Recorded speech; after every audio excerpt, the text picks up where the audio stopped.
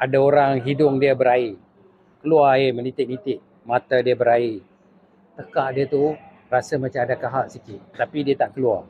Dia kena telan. Sering kali bila kita bercakap, dia dia kena buat. Jika tidak, dia rasa tak selesa.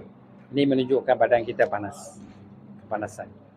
Jadi kalau kita buat begini, kita akan rasa wap dia lebih panas berbanding dengan biasa. Begitu juga dekat hidung, kita rasa wap kita tu lebih panas. Dan kita rasa badan kita berpeluh dan sebagainya. Itu menandakan badan kita panas. Untuk menyejukkan badan, ada banyak video dalam BTT, boleh tengok, boleh gunakan petua-petua tersebut. Tapi ada satu petua, iaitu ketika kita mandi, kita letakkan air sikit dalam mulut. Kita mandi.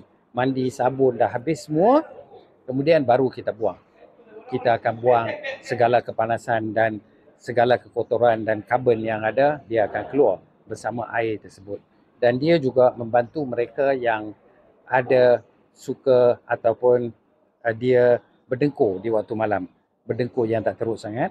Jadi dia boleh amalkan letak air ketika mandi. Tiap kali ketika dia mandi, letakkan air dan dia mandi. Lepas mandi, dia buang air itu. Jadi mereka-mereka ni dia akan membantu kurangkan dengkur dia.